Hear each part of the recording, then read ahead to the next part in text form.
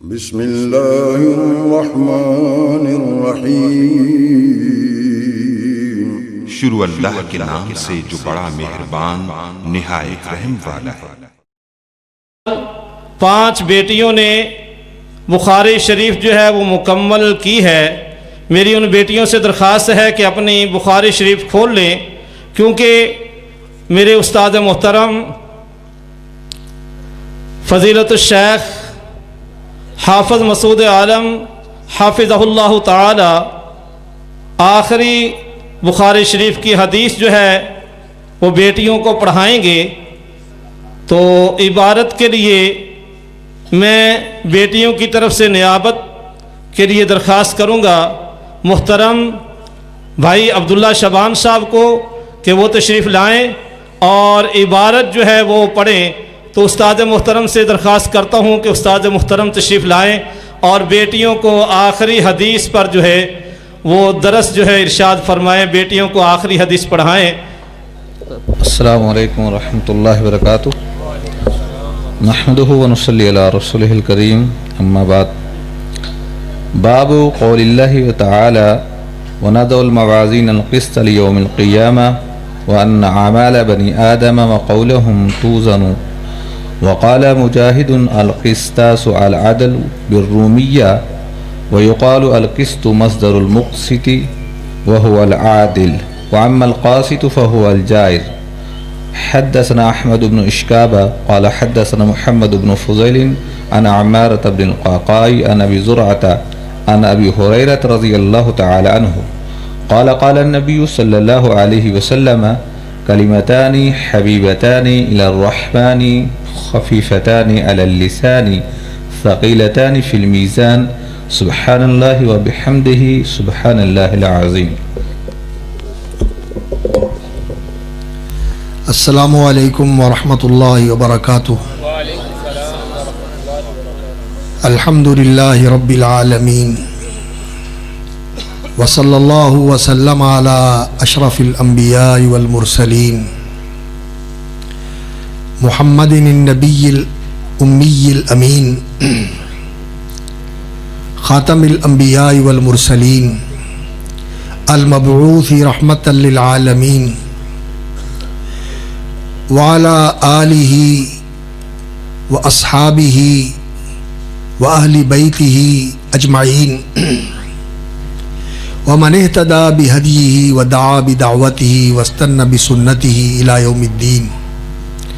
اشہد ان لا الہ الا اللہ وحدہ لا شریک لہ واشہد ان محمدا عبدہ ورسولہ وبعد۔ وبالسند المتصل منا الى الامام الہمام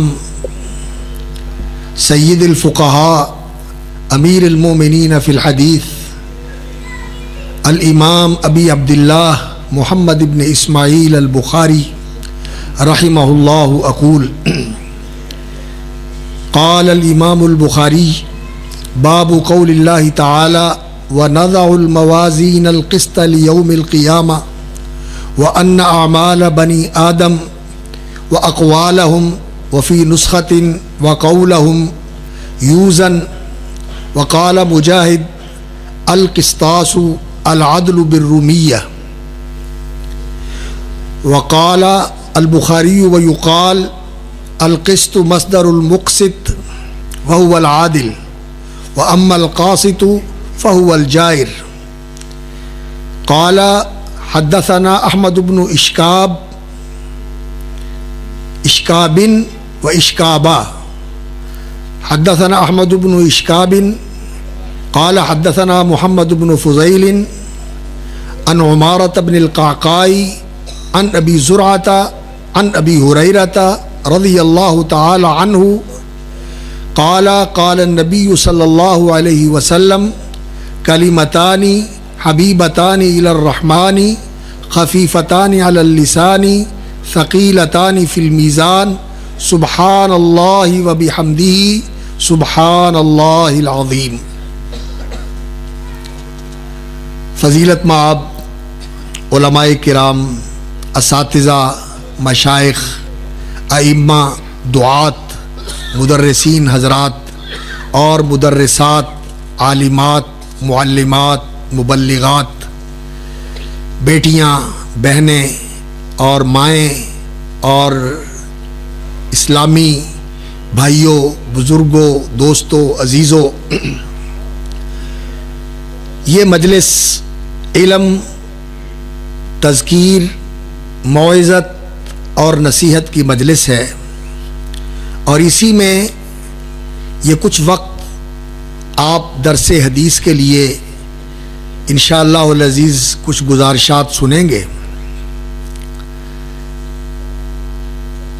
درس حدیث اصل میں انسان کو اس بات کا ادراک ہونا چاہیے اور اسے اس کا شعور ہونا چاہیے کہ درس قرآن ہو تو اس میں انسان اللہ کی باتیں سنتا ہے، اور درس حدیث ہو تو اس میں رسول اللہ صلی اللہ علیہ وسلم کی باتیں سنتا ہے۔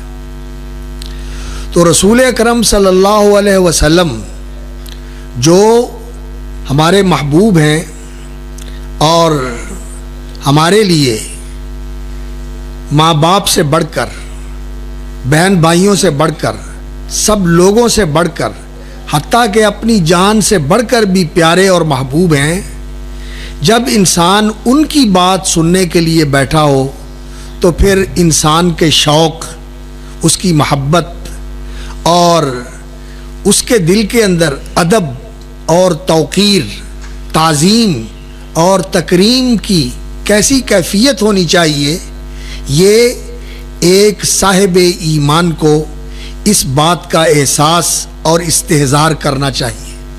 صحابہ کرام رسول اکرم صلی اللہ علیہ وسلم کی مجلس میں بیٹھتے تھے تو ان کی نگاہیں جھکی ہوتی تھیں، سراپا ادب ہوتے تھے، اور اس قدر پرسکون ہو کے بیٹھتے تھے کہ لوگ کہتے ہیں کہ اگر کسی کے سر پہ آ کے پرندہ بھی بیٹھ جائے تو وہ سر نہیں ہلاتا اور پرندہ اس کے سر پہ سکون سے بیٹھا رہے، جیسے کہ کوئی پتھر کی سیل کے اوپر بیٹھا ہوا ہے۔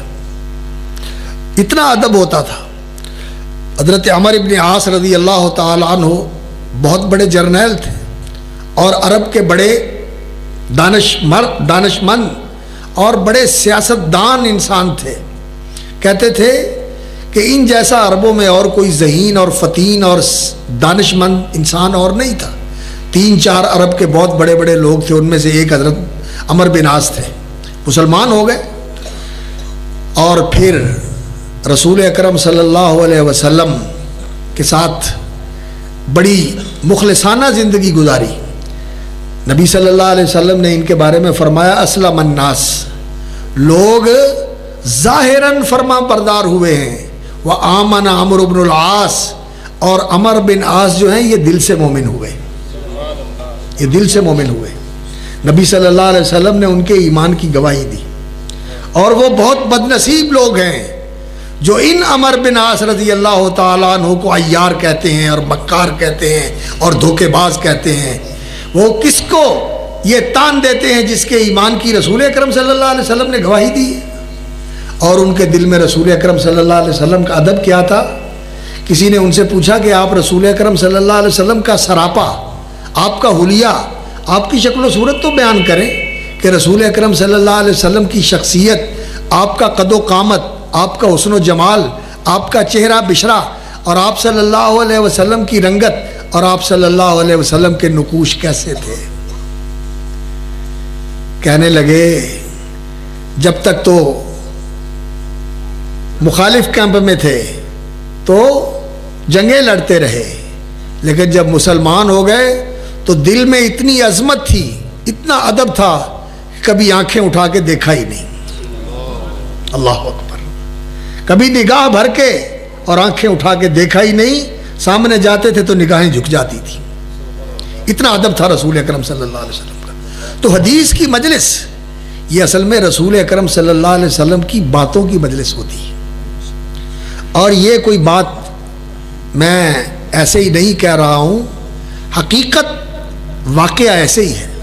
حضرت عبداللہ ابن مبارک رحمۃ اللہ علیہ سے کسی نے پوچھا، اس نے عرض کیا حضرت آپ ہمیں ٹائم ہی نہیں دیتے، آپ ہمارے پاس بیٹھتے ہی نہیں ہیں، اور بس اپنے پڑھنے پڑھانے میں لگے رہتے ہیں۔ وہ کہنے لگے کہ حدیث کی مجلس جب حدیث پڑھنی ہوتی ہے یا سننی ہوتی ہے، یہ تو رسول اکرم صلی اللہ علیہ وسلم کی مجلس ہوتی ہے، تو میں رسول اکرم صلی اللہ علیہ وسلم کی مجلس کو چھوڑ کے آپ لوگوں کی مجلس میں کیسے آؤں، جہاں غیبتیں ہوتی ہیں، جہاں دنیا داری کی فضول باتیں ہوتی ہیں، لغو اور جھوٹ ہوتا ہے، میں ایسی مجلس میں آ کر کیا لینا ہے؟ رسول اکرم صلی اللہ علیہ وسلم کی مجلس کو چھوڑ کے کیسے آؤں؟ تو حدیث کی مجلس یہ رسول اکرم صلی اللہ علیہ وسلم کے فرامین کی مجلس ہوتی ہے، اور قرآن کی مجلس یہ اللہ کا کلام آپ سنتے ہیں، اور حدیثیں آپ رسول اکرم صلی اللہ علیہ وسلم کے فرامین سنتے ہیں، اور یہ اہل حدیث کا امتیاز ہے۔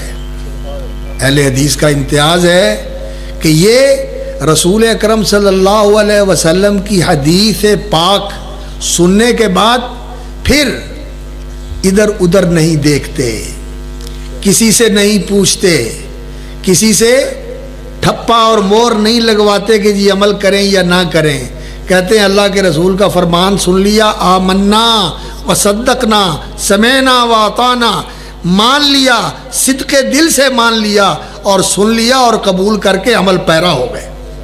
یہ اہل حدیث کا امتیاز ہے، اور حدیث سن کے ایسا ہی ہونا چاہیے، آدمی کو ایسا ہی ہونا چاہیے۔ اور پھر یہ کتاب جو صحیح بخاری ہے، اللہ اکبر، یہ تو ایسی کتاب ہے، الجامع الصحیح المسند من حدیث رسول اللہ صلی اللہ علیہ وسلم و سننہ و ایامہ۔ امام بخاری رحمۃ اللہ علیہ نے یہ لکھی ہے، اور امام بخاری دوسری صدی کے آخری دھاکے میں پیدا ہوئے، آخری عشرے میں، آخری دہائی میں، 194 ہجری کے اندر پیدا ہوئے، اور تیسری صدی کے اللہ اکبر چھٹے دھاکے کے اندر، چھٹے عشرے کے اندر، چھٹی دہائی کے اندر 254 ہجری کے اندر امام بخاری رحمۃ اللہ علیہ کا انتقال ہو گیا۔ 62-63 سال کے قریب ان کی عمر ہوئی، رحمہ اللہ وعلی اللہ درجاتہ فی جنات الفردوس، اللہ ان پہ رحمتیں فرمائے اور جنت الفردوس میں انہیں اعلیٰ مقام عطا فرمائے۔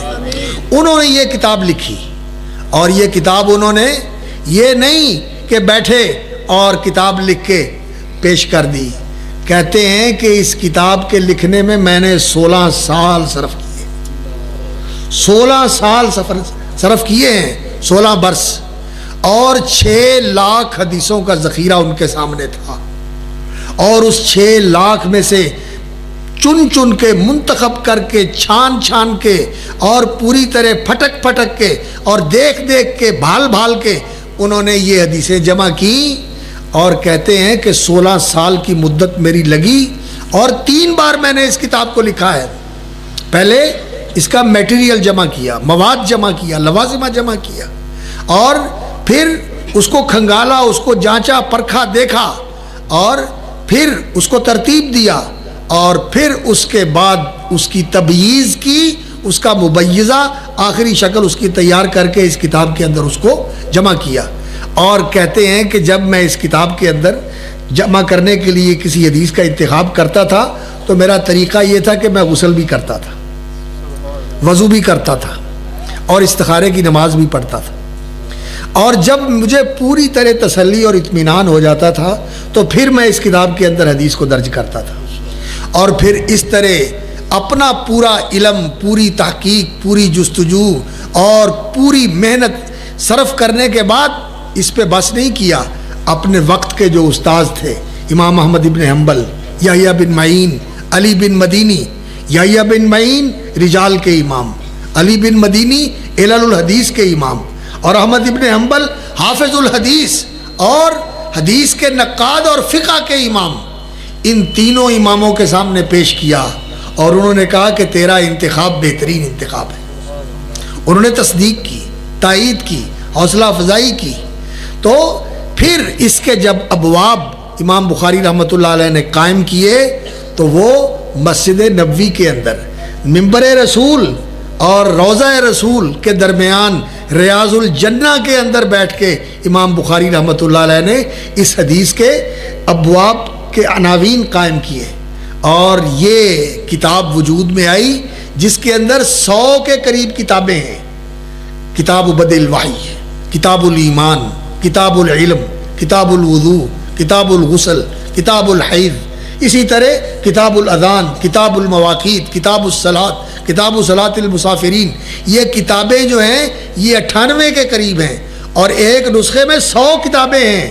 100 کتابیں اس ایک کتاب میں جمع کی ہیں امام بخاری رحمۃ اللہ علیہ نے، اور ان کے اندر جو ابواب ہیں وہ ابواب امام بخاری رحمۃ اللہ علیہ نے جو ترتیب دیے ہیں ان کی تعداد 3800 ہے۔ 3800 ابواب ہیں جو ان حدیثوں کے اوپر انہوں نے قائم فرمائے ہیں، اور 7300 یا بعض لوگوں کی تعداد کے مطابق 7523 کے قریب احادیث امام بخاری رحمۃ اللہ علیہ نے اس کتاب کے اندر ذکر کی ہے۔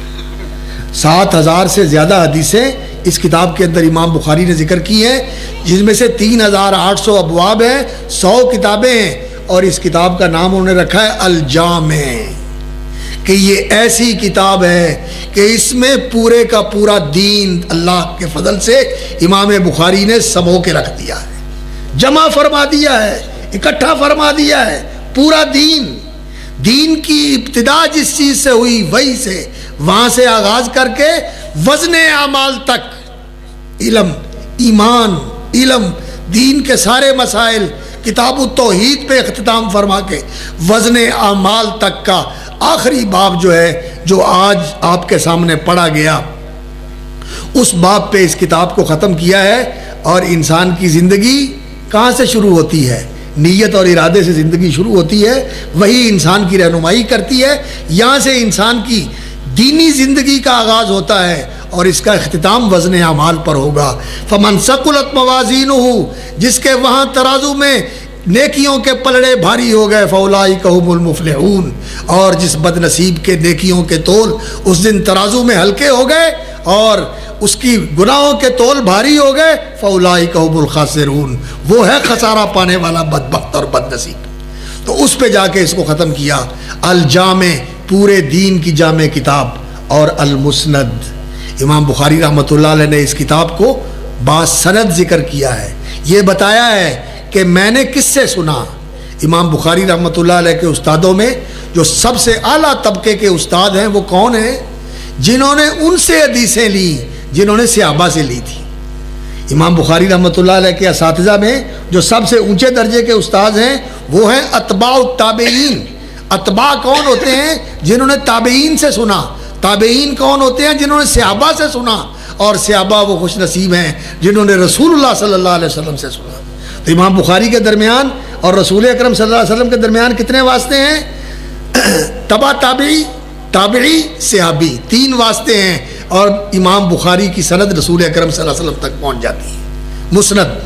اور دوسرے درجے میں پھر وہ لوگ جو ان کے ہم عصر تھے، اور پھر تیسرے درجے میں ان کے وہ اساتذہ ہیں جنہوں نے ان سے سنا، جنہوں نے اتباع التابعین سے سنا تھا، تبع الاتباع، امام احمد، امام اسحاق بن راہویہ، علی بن مدینی، یحییٰ بن معین، یہ وہ لوگ ہیں جن کے درمیان رسول اکرم صلی اللہ علیہ وسلم کے درمیان ایک تبع تابعی اور تبع اتباع تابعی اور صحابی، 4 واسطے ہوتے تھے، اور ان کے امام بخاری رحمۃ اللہ علیہ کے وہ اساتذہ تھے جن کے درمیان رسول اکرم صلی اللہ علیہ وسلم تک 4 واسطے تھے، اور انہوں نے امام بخاری رحمۃ اللہ علیہ کو حدیثیں سنائی، اور امام بخاری نے ان کے نام ذکر کیے ہوئے ہیں، اور سب جن کو ذکر کیا اپنی تاریخ کی کتابوں میں، تاریخ کبیر، تاریخ اوسط، تاریخ صغیر، کہتے ہیں کہ ایک ایک آدمی کے بارے میں مجھے معلومات ہیں، اور ان سب کے حالات کا مجھے علم ہے، ان سے حدیثیں بھی میں نے لی ہیں، اور ان کے واقعات بھی میرے پاس موجود ہیں، لیکن اختصار کے ساتھ میں نے سب کچھ ذکر کیا۔ اور امام بخاری رحمۃ اللہ علیہ نے جو اس میں حدیثیں ذکر کی، اللہ اکبر، پورے ذخیرہ حدیث کو چھان کر اس میں سے انتخاب کر کے الجامع المسند الصحیح، جو صحیح ترین حدیثیں تھیں وہ اس کتاب کے اندر ذکر کی۔ ان کے اساتذہ نے بھی اس کی تائید کی، اور امام بخاری نے بھی اپنی پوری محنت صرف کی، اور پھر پوری امت کا قبول اور پوری امت کی تصدیق اور ان کا اجماع اور اتفاق اس بات پر ہے کہ اصح الکتب بعد کتاب اللہ، یہ کتاب الجامع الصحیح قرآن کے بعد سب سے صحیح ترین کتاب ہے۔ قرآن کے بعد یہ سب سے صحیح ترین کتاب ہے، اور پھر اس کو یہ بھی شرف حاصل ہے.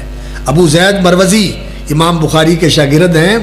وہ کہتے ہیں پہلے وہ شافعی تھے. وہ کہتے ہیں کہ ایک دفعہ بات ہے کہ میں حرم کے اندر مسجد حرام کے اندر سویا ہوا تھا تو رسول اکرم صلی اللہ علیہ وسلم کی خواب میں زیارت ہوئی. تو رسول اکرم صلی اللہ علیہ وسلم نے خواب میں مجھ سے کہا ابو زید تم دوسروں کی کتابیں پڑھتے ہو میری کتاب نہیں پڑھتے. تو میں نے کہا آپ کی کون سی کتاب ہے؟ فرمایا تمہیں پتہ نہیں ہے کہ محمد بن اسماعیل کی کتاب الجامع الصحیح وہ میری کتاب ہے، وہ میری کتاب ہے. تو یہ رسول اکرم صلی اللہ علیہ وسلم کے فرامین ہیں، یہ رسول اکرم صلی اللہ علیہ وسلم کی احادیث ہیں جن کے بارے میں ائمہ نے لکھا ہے، علماء نے لکھا ہے کہ اگر کوئی آدمی بیت اللہ میں کھڑا ہو کے یہ قسم کھائے اور کہے کہ صحیح بخاری کے اندر جو مسند مرفوع احادیث ہیں یہ ساری رسول اکرم صلی اللہ علیہ وسلم کی فرمائی ہوئی ہیں، میں قسم کھا کے کہتا ہوں، تو کہتے ہیں اس کی قسم سچی ہے، وہ قسم میں جھوٹا نہیں ہے. اور اگر وہ یہ کہہ دے کہ اگر یہ حدیثیں صحیح نہ ہوں تو میں میری بیوی کو طلاق، وہ کہتے ہیں کہ اس کی بیوی کو طلاق نہیں ہوگی کیونکہ یہ حدیثیں وہ ہیں جن کی صداقت پہ امت کی مہر ہے اور جن کی صحت پہ امت کا اتفاق ہے کہ یہ قرآن کے بعد صحیح ترین کتاب ہے. اس لیے یہ ساری حدیثیں رسول اکرم صلی اللہ علیہ وسلم سے صحیح ثابت ہیں. اتنا صحیح مجموعہ، اتنا معتبر مجموعہ ہمارے پاس ہو اور پھر ہم عمل کرنے کے لیے کوئی رسمیں دیکھے، کوئی رواج دیکھے، کوئی فتاوے کی کتابیں دیکھے اور کوئی کسی کے پاس جا کے پوچھے کہ جی اس مسئلے کا حل کیا ہے. وہ اللہ کے بندو، قرآن مجید تمہارے پاس موجود ہے، ہدی للناس، جسے اللہ رب العزت نے سارے انسانوں کے لیے ہدایت بنا کے نازل فرمایا ہے، اور اللہ رب العزت اس کے ذریعے تمہیں ہدایت دیتے ہیں. قرآن کے ذریعے اللہ تعالیٰ نے تمہیں ہدایت دی ہے. قرآن کی ہدایت کو چھوڑ کر آپ لوگوں کے پیچھے لگتے ہیں. اور محمد الرسول اللہ صلی اللہ علیہ وسلم کی یہ صحیح احادیث، یہ سنن، یہ آپ کے فرامین، یہ آپ صلی اللہ علیہ وسلم کی پوری زندگی کا مستند ترین ریکارڈ آپ کے سامنے موجود ہے. اور آپ اس کو چھوڑ کے پھر نماز کو صحیح کرنے کے لیے، حج کے طریقے کو سیکھنے کے لیے، عمرے کے طریقے کو سیکھنے کے لیے، روزے کے مسائل کو جاننے کے لیے، زکوٰۃ کے مسائل کو سمجھنے کے لیے آپ ادھر جائیں، ادھر جائیں، ادھر جائیں، ادھر جائیں. اور کیوں بھٹکتے پھرتے ہو؟ تمہارے پاس تو صحیح بخاری موجود ہے اور صحیح بخاری کے بعد صحیح مسلم موجود ہے. یہ دونوں صحیح ترین کتابیں ہیں جن کی صحت پہ امت کا اتفاق ہے. انہیں چھوڑ کر کہاں جاتے ہو دین کی رہنمائی لینے کے لیے؟ سوچنے کی بات ہے میرے بھائی. ہم لوگ سچی بات ہے اس کی قدر نہیں کرتے. جو ہمارے پاس اللہ کی نعمت ہے یہ دین اسلام، اس نعمت کی ہم قدر نہیں کرتے، اس کی عظمت کو نہیں پہچانتے کہ اللہ نے ہمارے اوپر کتنا احسان کیا کہ ہمیں دین اسلام نصیب فرمایا اور پھر اس کو محفوظ کر دیا قرآن میں اور حدیث میں. اور پھر اللہ نے ایسے علماء پیدا کیے جو آج اس دین کی تعلیم دے رہے ہیں، قرآن کی سچی تعلیم دیتے ہیں، حدیث کی تعلیم دیتے ہیں لوگوں کو. اپنی بات نہیں سناتے، اپنے باپ کی بات نہیں سناتے، اپنے استاد کی بات نہیں سناتے. آپ کو سناتے ہیں تو قال اللہ، اللہ کا فرمان یہ ہے، قال رسول اللہ صلی اللہ علیہ وسلم، اللہ کے رسول صلی اللہ علیہ وسلم کا فرمان یہ ہے. یہی آپ کو سناتے ہیں، یہی آپ کو سناتے ہیں. تو پھر یہ سن کے بھی ہم نہ مانیں اور ان کے مطابق عمل نہ کریں تو پھر کل اللہ کے سامنے کوئی ہم حجت نہیں پیش کر سکیں. قرآن کے بعد کوئی حجت نہیں ہے اور حدیث کے بعد کوئی حجت نہیں ہے. امام بخاری رحمۃ اللہ علیہ نے یہ کتاب لکھی اور فرماتے ہیں جعلتہ حجۃ بینی و بین اللہ یوم القیامہ، میں نے اس کتاب کو اپنے اور اللہ کے درمیان حجت بنایا ہے کہ اللہ کی بارگاہ میں یہ لے کے جاؤں گا کہ تیرے دین کی یہ خدمت کر کے آیا ہوں اور ساری عمر اس پہ عمل کرتا رہا، ساری عمر اس پہ عمل کرتا رہا. اور کیسا عمل تھا ان کا یہ بھی سن لیں. اللہ اکبر.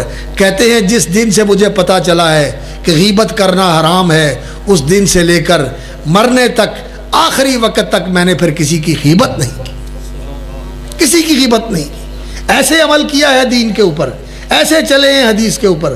ہم تو ادھر سنتے ہیں اور ادھر بھول جاتے ہیں، بلکہ اسی مجلس میں چھوڑ کے فارغ ہو کے دامن جھاڑ کے چلے جاتے ہیں اور پرواہ نہیں ہوتی کہ سنا کیا تھا اور کرنا کیا. لیکن وہ ایسے نہیں تھے، ویسے نہیں تھے.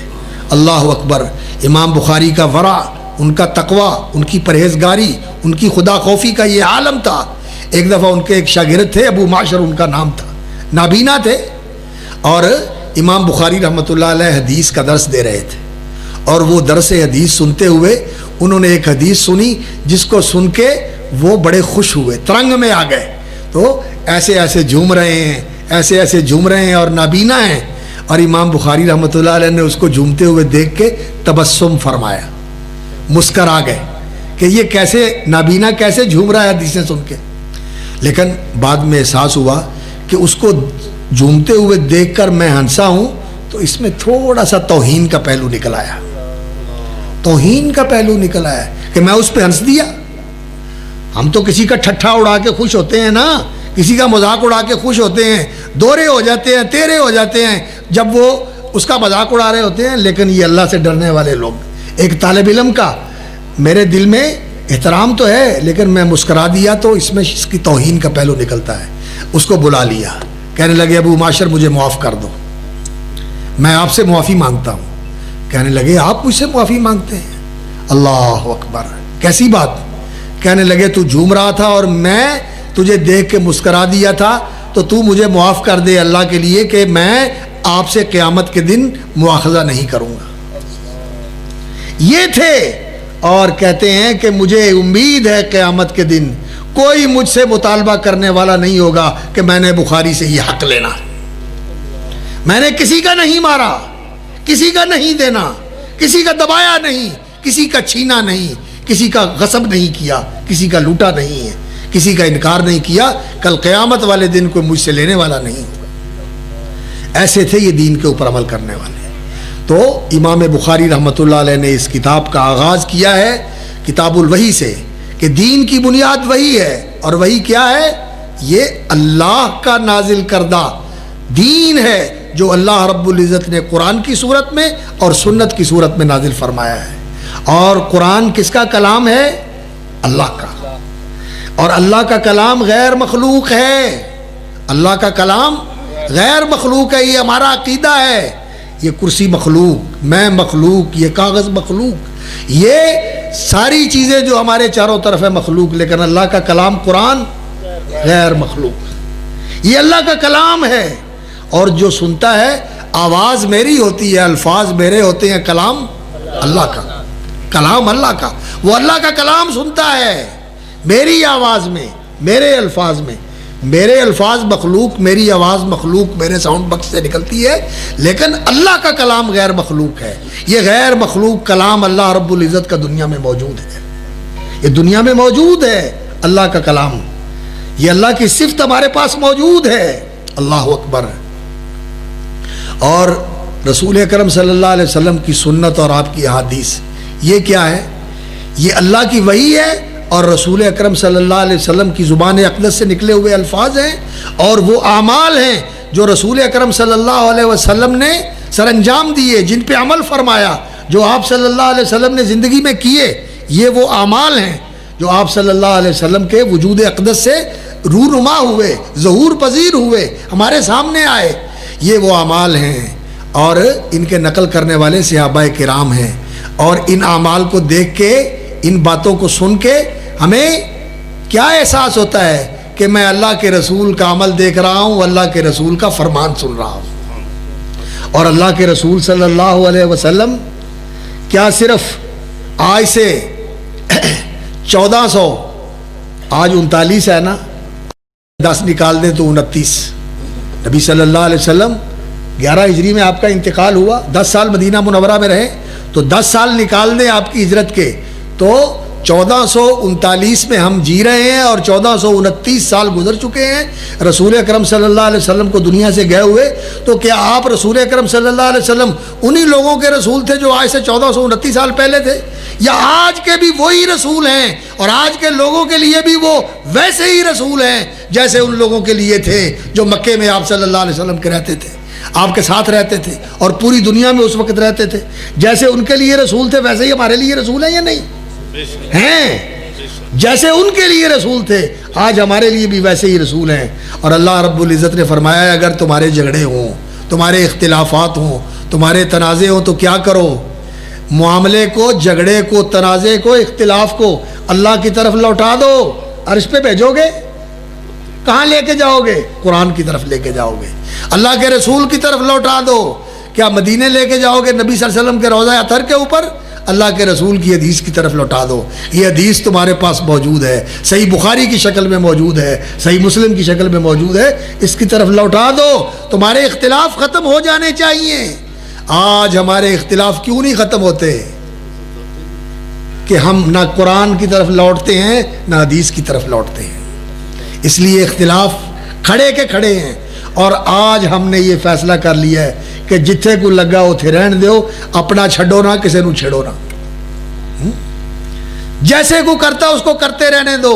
اور یہ بات یہاں تک بڑی, یہ تو پہلے یہ کہتے تھے کہ مسلمانوں میں جو ہیں, جو کرتے ہیں ان کو کرنے دو. آج یہ بات سیکولرزم, لبرلزم اور انسانیت اور عالمی بھائی چارے کی بات یہاں تک بڑی ہے. کہتے ہیں ہندوؤں کو ہندو رہنے دو, بدھسٹوں کو بدھ رہنے دو, یہودیوں کو یہودی رہنے دو, مشرکوں کو مشرک رہنے دو, عیسائیوں کو عیسائی رہنے دو, سوشلسٹوں کمیونسٹوں کو وہ رہنے دو جو وہ ہیں, اور تم اپنا اسلام لے کے پھرو. اور اس کو بھی صرف مسجد اور مدرسے میں محدود کر دو. ریاست سے نکال دو, عدالت سے نکال دو, سیاست سے نکال دو, معیشت سے نکال دو, تجارت سے نکال دو, معاشرت سے نکال دو, اور زندگی کے رہن سہن سے نکال کے صرف مسجد اور مدرسے میں محدود کر لو. کسی دن آ کے سن لیا کرو اور دیکھ لیا کرو, باقی ساری زندگی مزے کی گزارو. آج ہم اس لائن پہ آ گئے اور یہ باتیں ہمارے ملک کے اندر کی جانے لگی, ہمارے دانشور کرنے لگے اور ہمارے رہبر کرنے لگے یہ باتیں. بات کہاں سے چلی تھی اور کہاں پہنچ گئی. لیکن میرے بھائیوں, یہ سارے طریقے تباہی کے طریقے ہیں, یہ سارے راستے بربادی کے راستے ہیں, یہ سارے راستے بے عزتی کے, انحطاط اور ذلت اور زوال کے راستے ہیں. ان راستوں سے کبھی عزت نہیں مل سکتی, کبھی کامیابی نہیں مل سکتی. یہ جن کو تم راضی کرنا چاہتے ہو, یہ اس وقت تک راضی نہیں ہوگے جب تک تم اپنے گلے کے اندر زنار نہیں پہنو گے اور تری مورتی کے سامنے سجدہ ریز نہیں ہوگے, اور تم ماتھے کے اوپر وہ سندور نہیں لگاؤ گے ہندوؤں کی طرح جیسے وہ لگاتے ہیں, اور تم رام رام اور جو ان کا ایک دوسرے کے لیے سلام ہوتا ہے وہ نہیں کہو گے اس وقت تک جب تک تم ہندو نہیں بنتے. وہ تم سے راضی نہیں ہوں گے. اور جب تم تک عیسائی نہیں بنتے ہو اور یہودیت کو قبول نہیں کرتے ہو, ولن ترضى عنك اليهود والنصارى ولن ترضى عنك اليهود والنصارى حتى تتبع ملتهم, جب تک تم یہودیت اور نصرانیت کو قبول کر کے ان جیسے یہودی اور عیسائی نہیں بنو گے اس وقت تک وہ تم سے راضی نہیں ہو سکتے. تو کیا آپ سب کچھ چھوڑ دیں گے ان کو راضی کرنے کے لیے؟ یہ راضی کر کے بھی تمہارا کچھ نہیں بنا سکتے, اور اگر ناراض ہیں تو تمہارا کچھ بگاڑ نہیں سکتے. اگر اللہ تمہارے ساتھ ہے اور اللہ کے رسول کو تم نے رہبر بنایا ہوا ہے, ان کو اپنا رہنما بنایا ہوا ہے, تو یہ سارے بھی تمہیں مٹانا چاہیں تو مٹا نہیں سکتے. اور اگر اللہ اور اس کا رسول تم سے ناراض ہو جائے تو یہ سارے تمہیں بچانا چاہیں تو بچا نہیں سکتے. کیا ہو گیا مسلمانوں, تمہیں کدھر جا رہے ہیں؟ ہوش میں آؤ, آؤ دین کی طرف, آؤ قرآن و سنت کی طرف, آؤ اس چیز کی طرف جس میں تمہاری بقا ہے.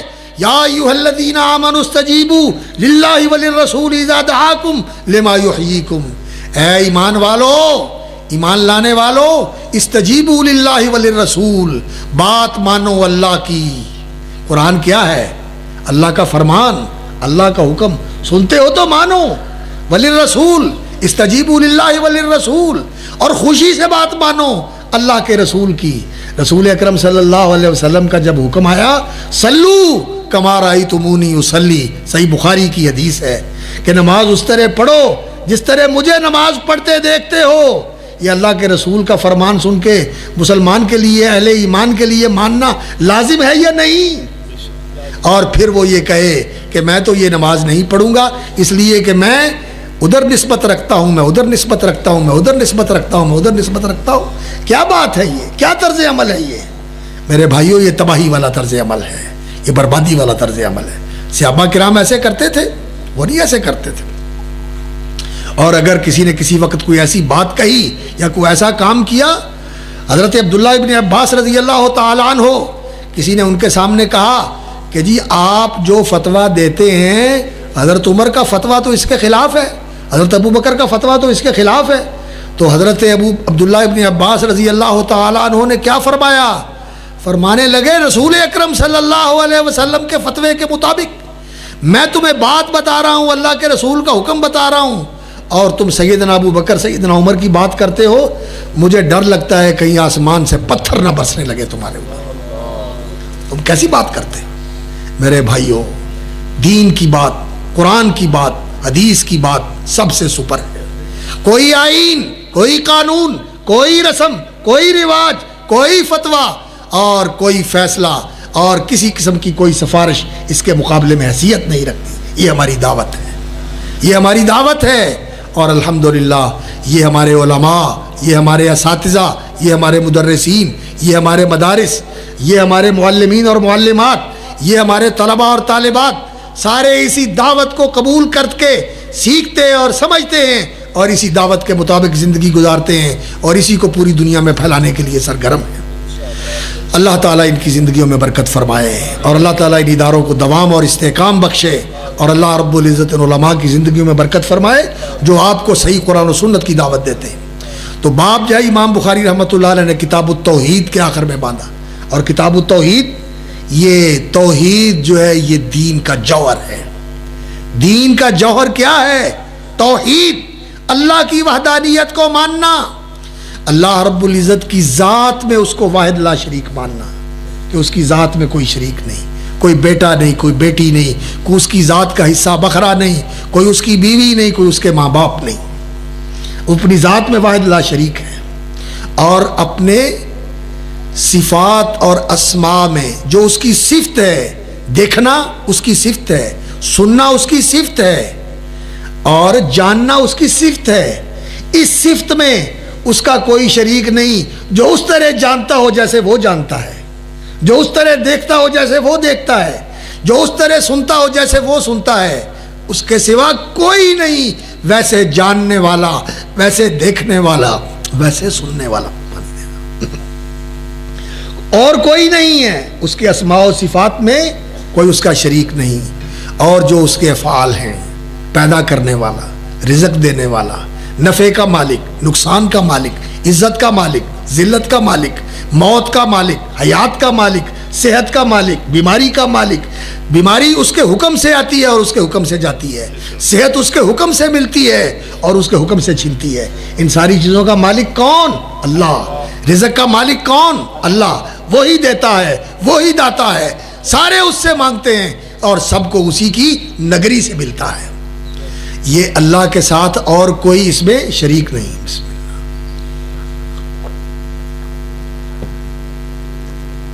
اللہ کے ساتھ اس کے افعال میں کوئی شریک نہیں.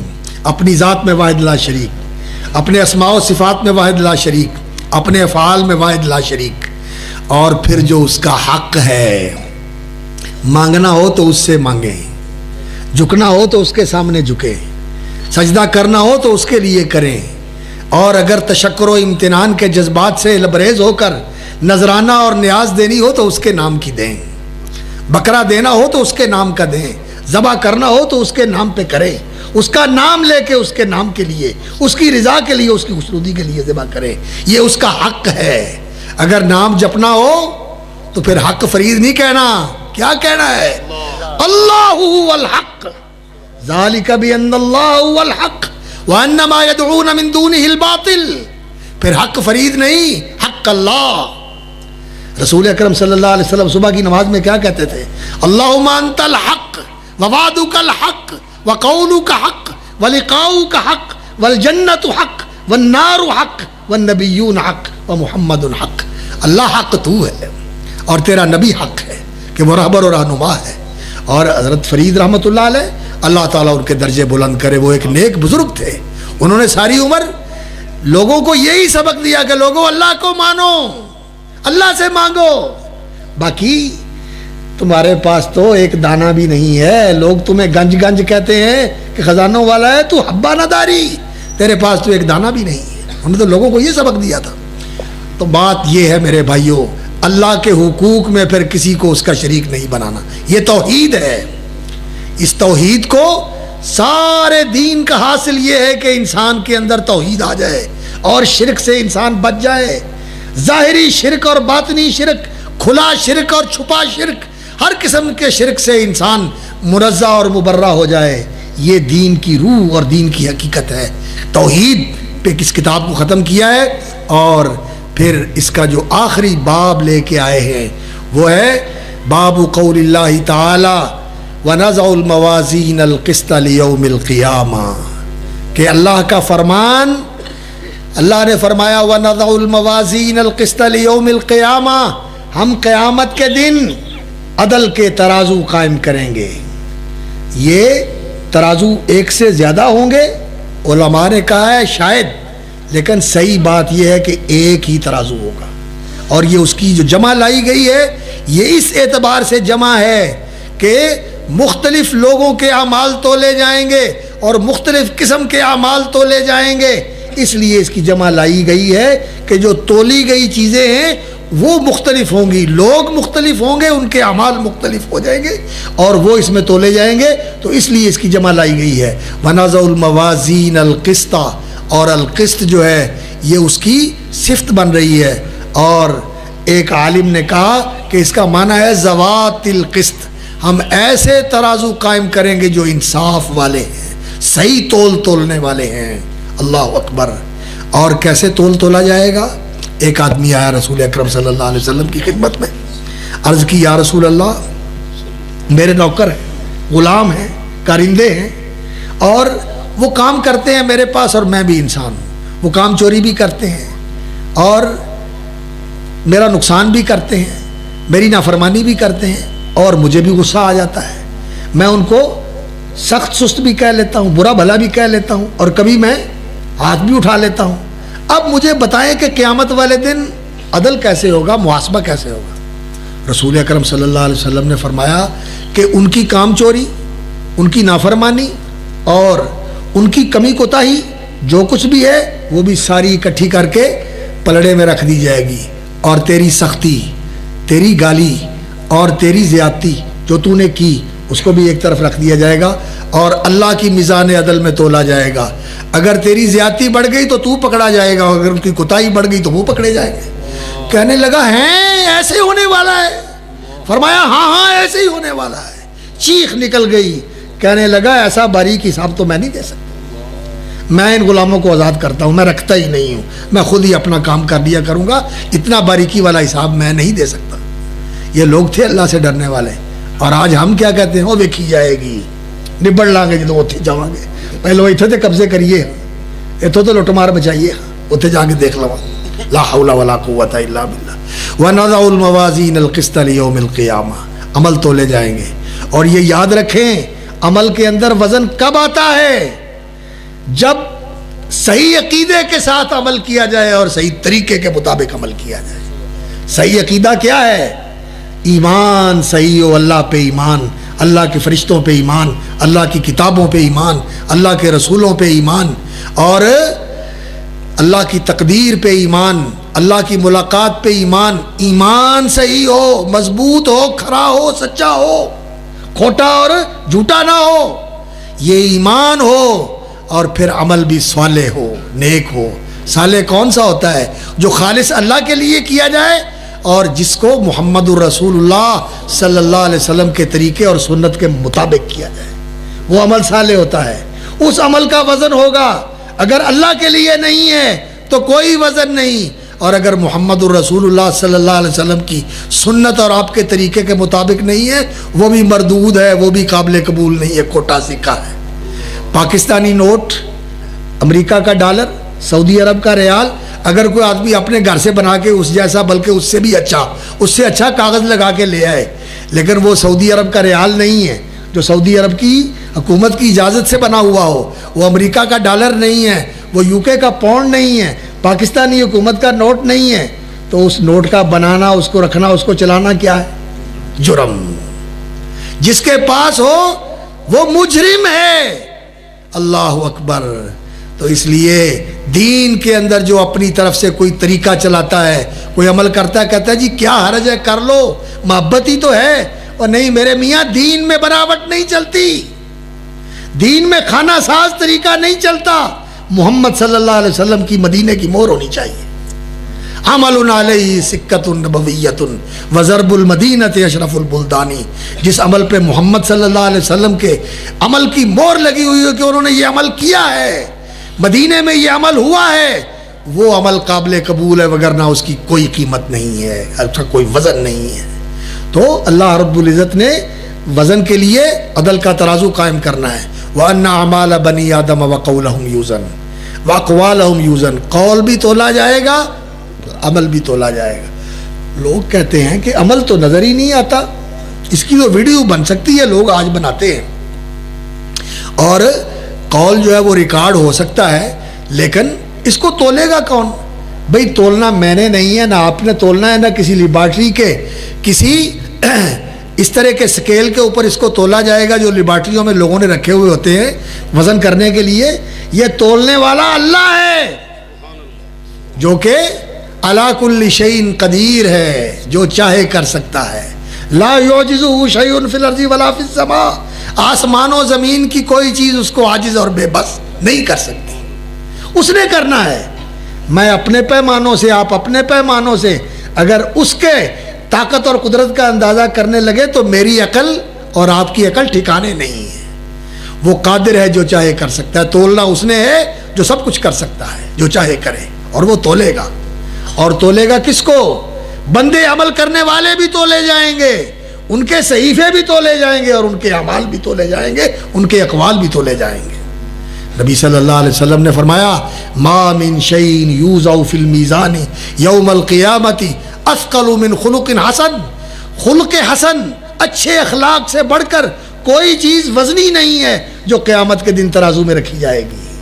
اس نے عمل، اس نے خلق، یہ ترازو میں رکھا جائے گا۔ اور آج اس نے اخلاق کی بڑی ضرورت ہے میرے بھائی۔ آج ہماری دعوت کھری اور سچی ہے، لیکن ہم بڑے کڑوے ہیں۔ میٹھے بنو، میٹھے بنو، پیار کرو لوگوں سے۔ کیا ہے؟ جو کچھ زیادتی کرتا ہے معاف کرو، درگزر کرو، اور اس کے لیے دعا کرو۔ یہ رسول اکرم صلی اللہ علیہ وسلم کا خلق عظیم ہے، خلق کریم ہے محمد کریم صلی اللہ علیہ وسلم کا، اور آپ کو اس کا پیکر ہونا چاہیے۔ اس خلق کریم کو اور خلق عظیم کو اپنانا چاہیے تاکہ نبی صلی اللہ علیہ وسلم کی دعوت پھیلے، لوگوں تک پہنچو، یہ کام کرو۔ اور یہ اپنے آپ کو تربیت دینے کے لیے یہ آپ کے شہر میں بھی میرا خیال ہے الحمدللہ یہ سلسلہ موجود ہے دعوت و تبلیغ والوں کا، جو مرکز الاصلاح کے ساتھ وابستہ ہے۔ کیوں جی یہاں ہے یہ سلسلہ یا نہیں ہے؟ ہے؟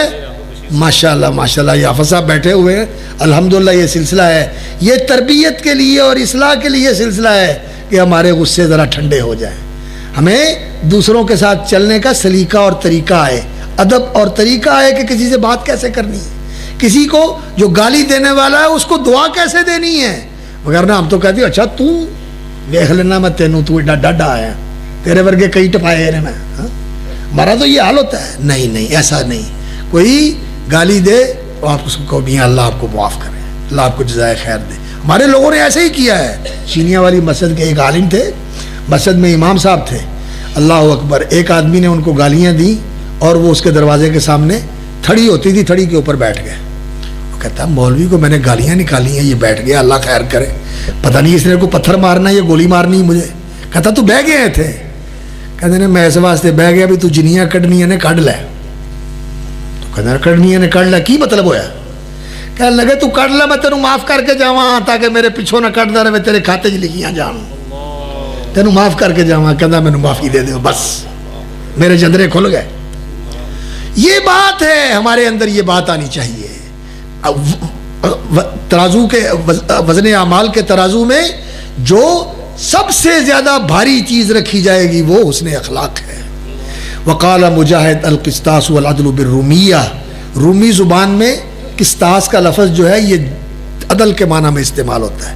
عدل انگریزی زبان کا جسٹیفائی کرنا، عدل انصاف کرنا، جسٹیفائی کرنا، اس کے لیے جسٹس کا لفظ لاطینی زبان میں استعمال ہوتا ہے، یونانی زبان لاطینی زبان میں، اور انگریزی اور فرینچ اور دوسری زبانوں میں بھی یہ لفظ استعمال ہوتا ہے۔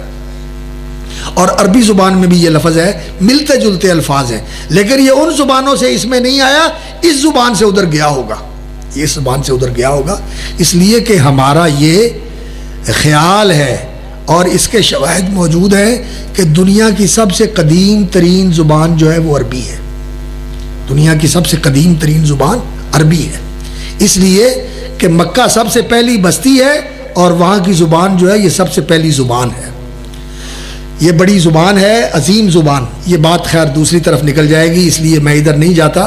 وقال مجاہد القسطاس والعدل بالرومیہ ویقال والقسط مصدر المقسط۔ امام بخاری رحمۃ اللہ علیہ کی بڑی گہری نظر ہے، وہ ساتھ چلتے چلتے لغت کے مسئلے، بلاغت کے مسئلے، اصول فقہ کے مسئلے، علم الکلام کے، عقیدے، توحید، ایمان کے مسئلے سارے واضح کرتے چلے جاتے ہیں۔ تو ایک لغت کا مسئلہ بھی حل فرما دیا کہ القسط مصدر المقسط، اللہ رب العزت نے فرمایا کونوا قوامین بالقسط، عدل کے ساتھ کھڑے ہونے والے بن جاؤ۔ تو قسط کا معنی کیا ہے؟ عدل، وہو المقسط، القسط مصدر المقسط، مقسط عادل کو کہتے ہیں، وہو العادل، واما القاسط، اور قرآن میں قاسط کا لفظ بھی استعمال ہوا ہے، واما القاسطون وانا منا المسلمون ومنا القاسطون واما القاسطون فکانوا لجہنم حطبا، کہ اما القاسطون جو ظلم کرنے والے ہیں، واما القاسط فهو الجائر، قاسط سے مراد ظالم ہے۔ اور ظلم کیا ہوتا ہے؟ ظلم کیا ہوتا ہے؟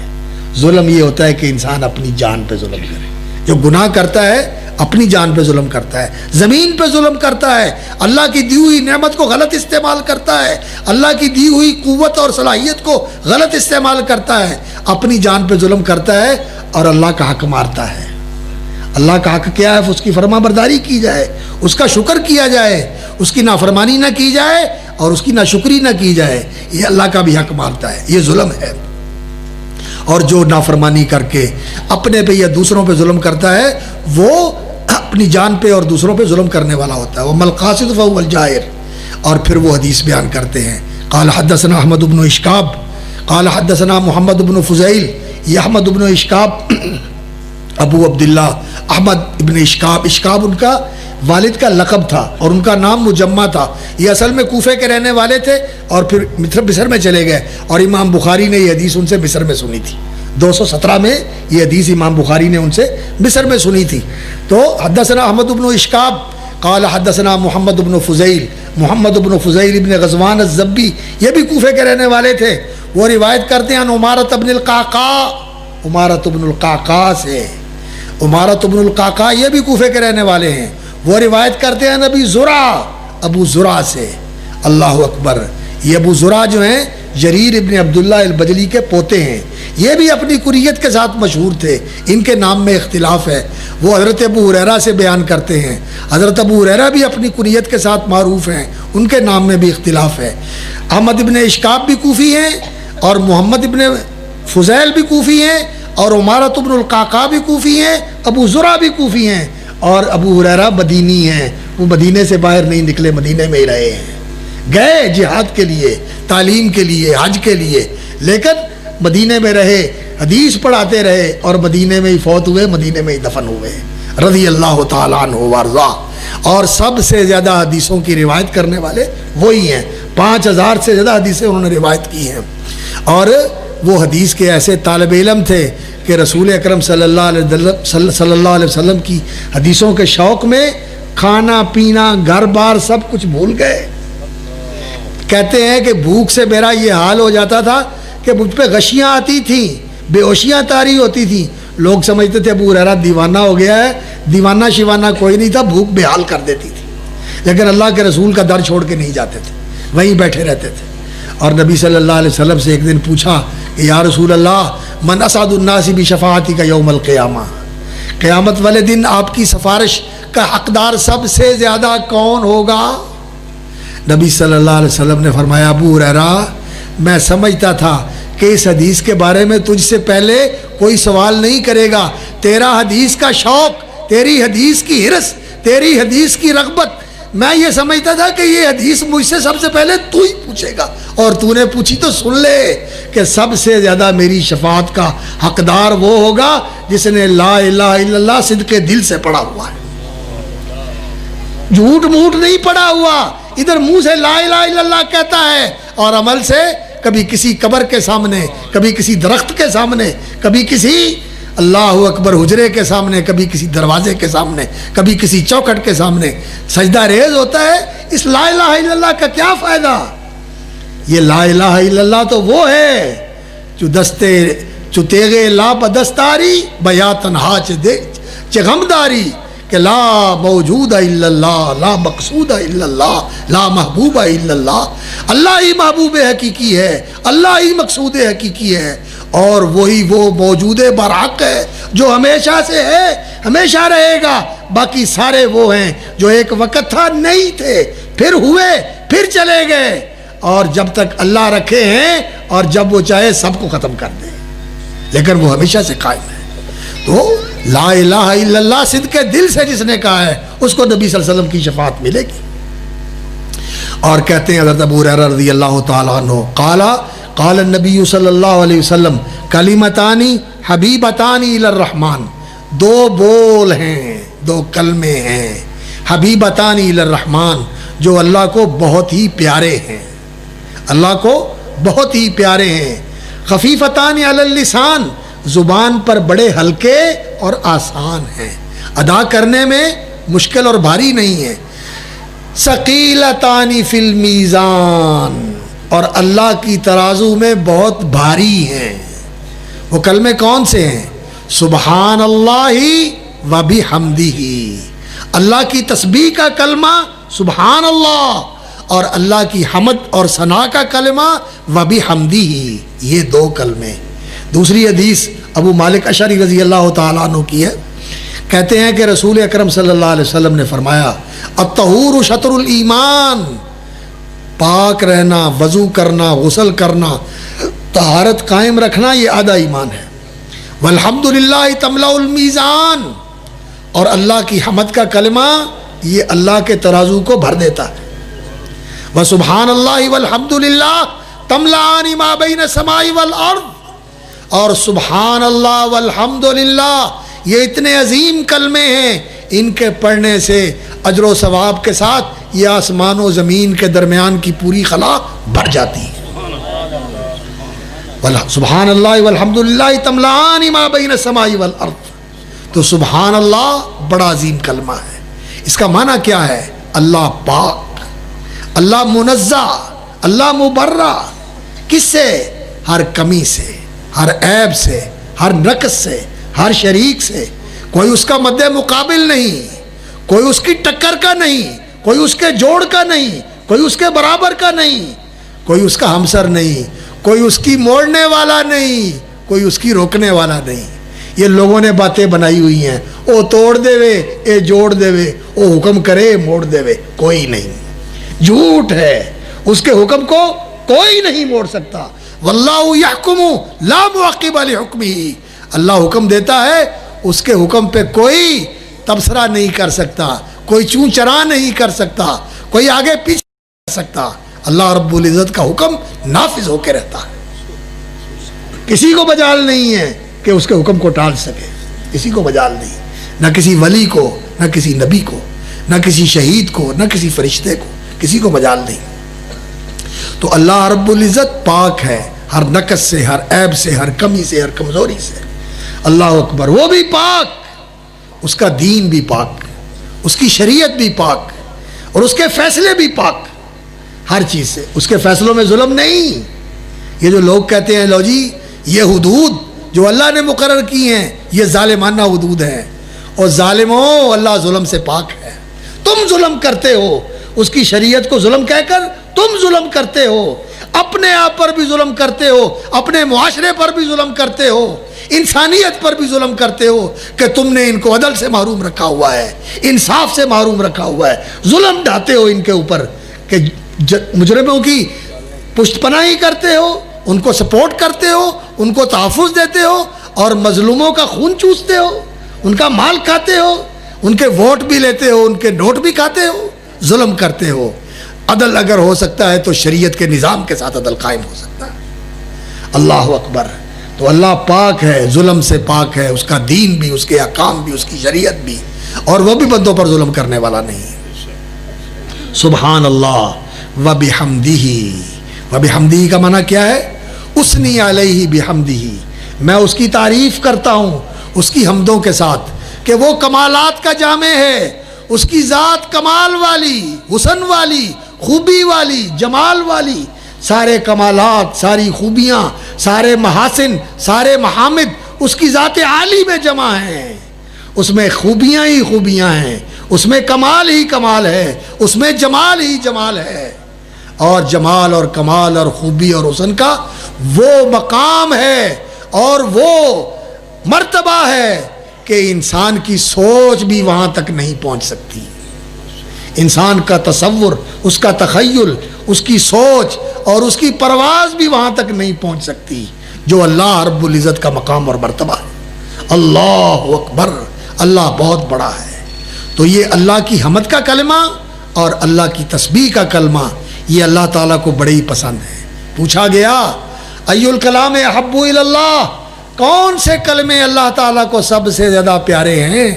فرمایا سبحان اللہ والحمد للہ ولا الہ الا اللہ واللہ اکبر. یہ کلمے اللہ کو سب سے زیادہ پسند ہیں. یہ ورد زبان بنا لو، اللہ کی تسبیح کا کلمہ، اللہ کی حمد و ثنا کا کلمہ، اللہ رب العزت کی الوہیت کی گواہی دینا، لا الہ الا اللہ، اللہ کی بڑائی کا کلمہ، اللہ اکبر. اور پوچھا گیا کہ اے اللہ کے رسول بتائیں کہ اللہ تعالیٰ نے اپنے ہاں سب سے زیادہ افضل کلمات کون سے قرار دیے ہیں؟ فرمایا مصطفی اللہ لملائکتہ، وہ کلمے جو اللہ نے اپنے فرشتوں کے لیے چنے ہیں.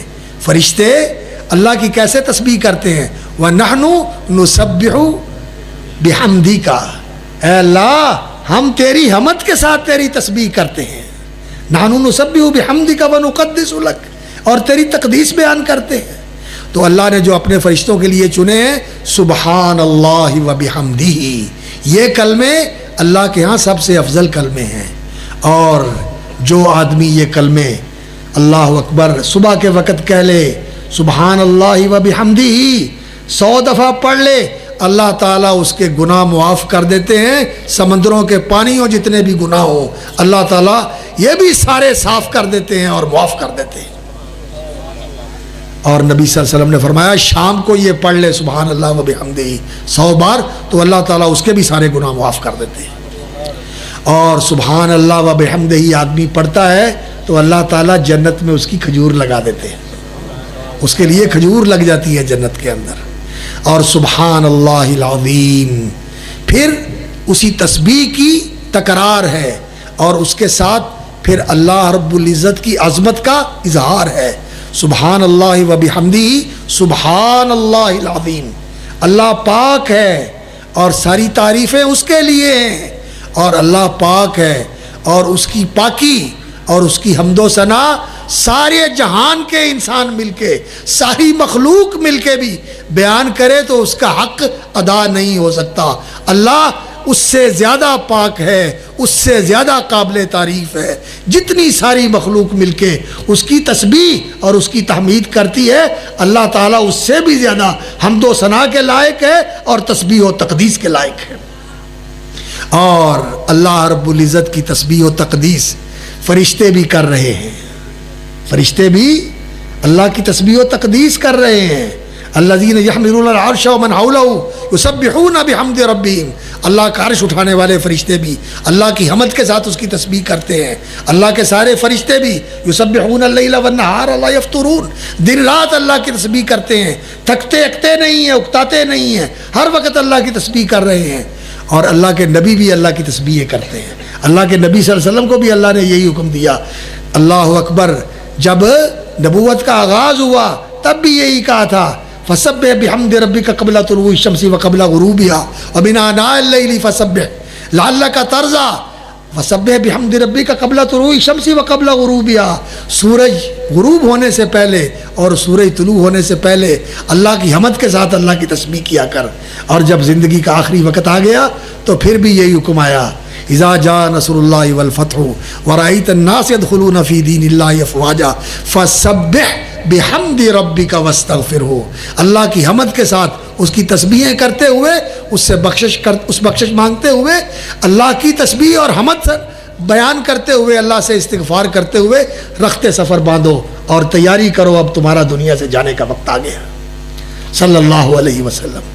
اور ہمیں بھی یہی حکم دیا گیا ہے، یا ایھا الذین آمنوا اذکروا اللہ ذکرا کثیرا فسبحوہ بکرۃ واصیلا، اللہ کی تسبیح کرو اور اللہ رب العزت کی حمد بیان کرو۔ یہ موضوع تو بڑا تفصیل طلب موضوع ہے، اس کے نکات، اس کے لطائف، اس کے معارف، اس کے حقائق بیان کرنے کے لیے بہت لمبا وقت چاہیے۔ اب آپ نے ماشاءاللہ دوسرے علماء کا بھی بیان سنا ہے اور میری بھی بس ہو گئی۔ اللہ اکبر، سفر کیا ہے اور ہمت اتنی نہیں ہوتی کہ آدمی اتنی بات کر سکے۔ میں اسی پہ اکتفا کرتا ہوں، اور آخر میں میں یہ کہوں گا کہ یہ جو دعائیہ کلمات ہیں یہ آپ یاد کر لیں اور ان کو ورد زبان بنا لیں۔ اور بیٹیوں سے میں یہ عرض کروں گا کہ آپ نے بیٹا دین کا علم پڑھا ہے، دین کے علم کے ساتھ اس کے عمل کے اوپر توجہ دیں۔ علم وہی ہے جو عمل کے ساتھ ہو، اور اگر علم کے ساتھ عمل نہیں ہے تو یہ علم وبال اور عذاب ہے۔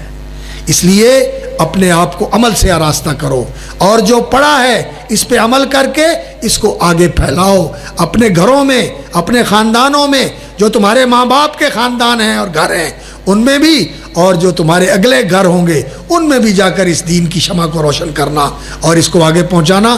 اور خواتین جو دین کا کام کر سکتی ہیں، سچی بات ہے وہ مرد نہیں کر سکتے۔ اللہ رب العزت نے ان کو جو صلاحیت دی ہے کہ بچوں کے اندر دین اتار سکتی ہیں، بیٹیوں کے اندر دین اتار سکتی ہیں، نسلوں کو مسلمان بنا سکتی ہیں، اللہ تعالیٰ نے ان کو یہ صلاحیت دی ہے۔ تو آپ اس دین کی اشاعت بھی کریں اور اس پر عمل بھی کریں، اور اللہ تعالیٰ اس ادارے کو، جس کی بنیاد یہ ہمارے قاری صاحب نے رکھی ہے، ہمارے بہت ہی پیارے شاگرد ہیں اور بہت ہی فاضل اور محنتی اور سرگرم دین کے خادم ہیں، جنہوں نے اپنی زندگی اس کے لیے وقف کی ہوئی ہے، اور ان کے ساتھ جو ان کے رفقا اور معاونین ہیں، اللہ تعالیٰ سب کو جزائے خیر عطا فرمائے اور برکت عطا فرمائے۔ اس شمع کو اللہ روشن رکھے، اس ادارے کو اللہ قائم رکھے، اس کو مزید ترقی اور فروغ اور برکت عطا فرمائے۔ اور آپ حضرات جو ان کے دست و بازو ہیں، جو ان کے معاون ہیں، بچیوں کو پڑھنے کے لیے بھیجتے ہیں، ادارے کے ساتھ تعاون کرتے ہیں، اللہ آپ کو بھی جزائے خیر عطا فرمائے۔ سبحان ربک رب العزت عما یصفون وسلام علی المرسلین والحمد للہ رب العالمین۔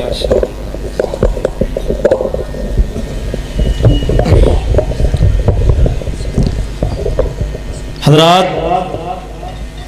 میرے مربی، میرے استاذ، سرتاج العلماء، استاد العلماء، شیخ الحدیث حضرت حافظ مسعود عالم حافظہ اللہ تعالی درس بخاری ارشاد فرما رہے تھے۔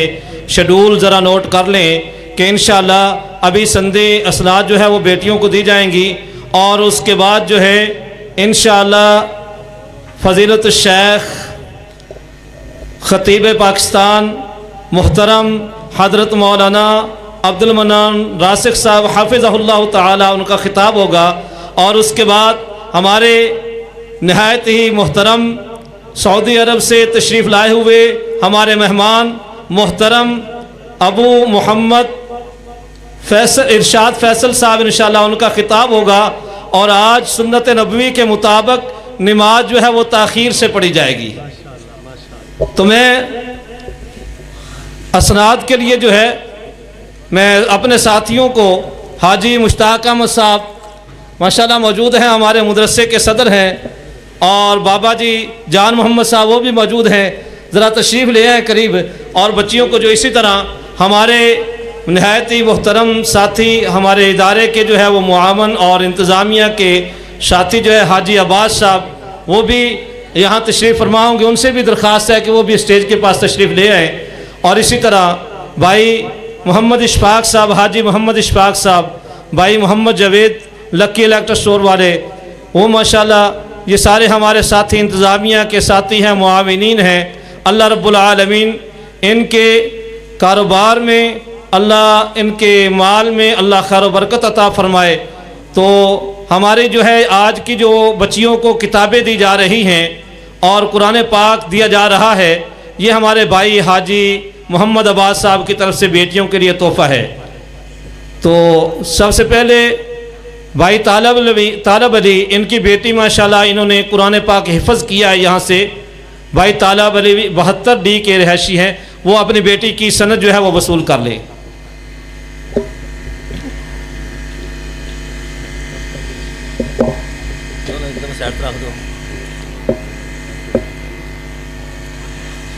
دوسری بیٹی ہے یہ بھائی بختیار احمد ڈکو چشتی گاؤں ہے وہاں کی، یہ ہماری بیٹی جو ہے اس نے ماشاءاللہ قرآن پاک حفظ مکمل کیا ہے. اس کے والد یا بھائی اگر قریب ہیں تو وہ سند وصول کر لیں ان کی. اسی طرح تیسری بیٹی جو ہے الحمدللہ وہ میری بیٹی، اس نے بھی الحمدللہ قرآن پاک حفظ مکمل کیا ہے. اللہ عمل کی توفیق نصیب فرمائے. تو اس کے بھائی جو ہے وہ اس کی سند وصول کر لیں.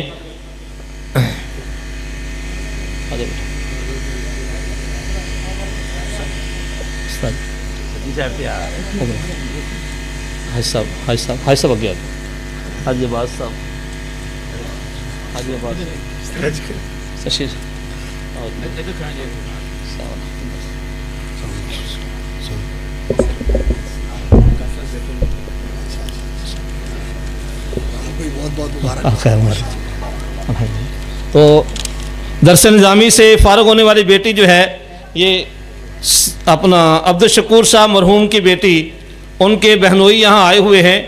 یہ دو بیٹیاں ہیں. ان کی والدہ نے ایک بیٹی کی شادی کی ہوئی، دوسری بیٹی جو ہے یہاں پڑھتی ہے. والدہ اکیلی بیچاری جو ہے وہ کام کاج گھروں میں کر کے گزارا کرتی ہے. اللہ رب العالمین اس بیٹی کو جو ہے وہ کامیاب کرے. اللہ تعالیٰ اس کے باپ کی قبر پر رحمت نازل فرمائے.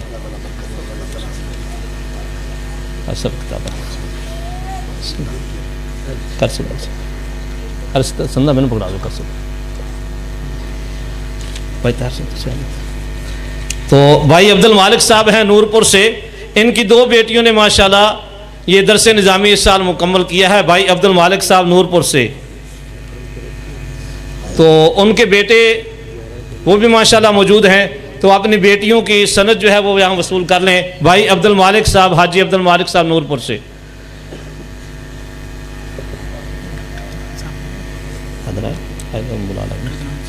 بلا لو. تو ڈاکٹر عدنان صاحب ماشاءاللہ ہمارے بڑے محسن ساتھی ہیں. تو ان سے درخواست کرتا ہوں کہ اسٹیج پر تشریف لائے. تو قاری عبد القادر صاحب ہیں 50 SP کی خطیب ہیں ماشاءاللہ. ان کی بیٹی نے بھی درس نظامی یہاں سے مکمل کیا ہے. وہ اپنی بیٹی کی سند جو ہے وصول کر لیں.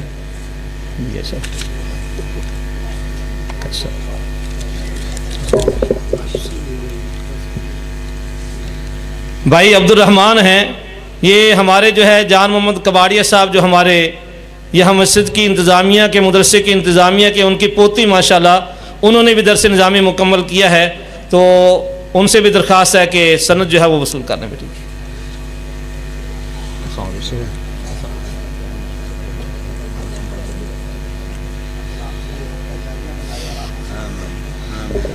تو میں آپ تمام ساتھیوں کا بے حد مشکور ہوں کہ آپ جو ہے وہ دور دراز سے اپنی انتہائی مصروفیت میں جو ہے وہ وقت نکال کر تشریف لائے ہیں.